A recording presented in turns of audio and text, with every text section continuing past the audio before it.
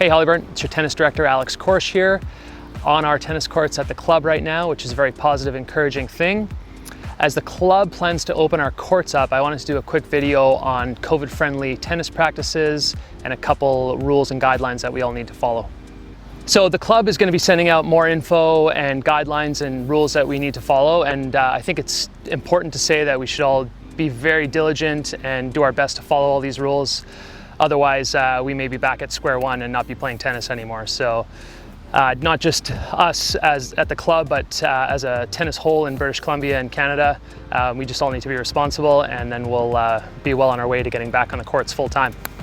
So first off, if you're experiencing any symptoms, or the person you're playing with is experiencing any symptoms, or you or your playing partner has been in contact with anyone with COVID-19 in the last 14 days, please do not come to the club at this time.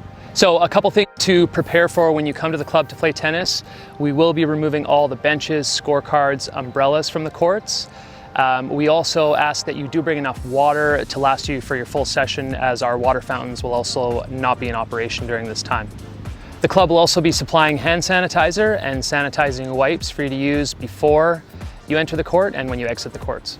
So it's unclear right now whether or not COVID-19 can live on a tennis ball, but we're going to err on the side of caution and ask that anyone who is playing tennis that you only touch your 3 balls or 2 balls or however many balls you want to play with, and that you're not sharing balls between you and your partner. So in order for that to happen, you're going to need to mark your balls with a distinct marking or a colored Sharpie, magic marker, something along those lines, so it's clear which balls are yours and which ones are your partner's. So when your partner or opponent's ball ends up getting on your side of the court, I'm going to give you a few tips on how to pick up the ball without using your hands. All right, so there's 4 ways you're going to be able to get the ball to your opponent without touching the ball or the net. First off, racket, ball, and foot. Just the racket and ball. You can use your racket on the ground and flip it over. Since we don't want to touch the net, we can roll it to the side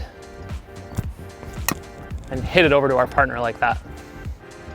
We also ask that when you are playing that there's no physical contact between you and your playing partners, no high fives, handshakes, anything like that, and that you do keep your distance 2 meters from all players on the court.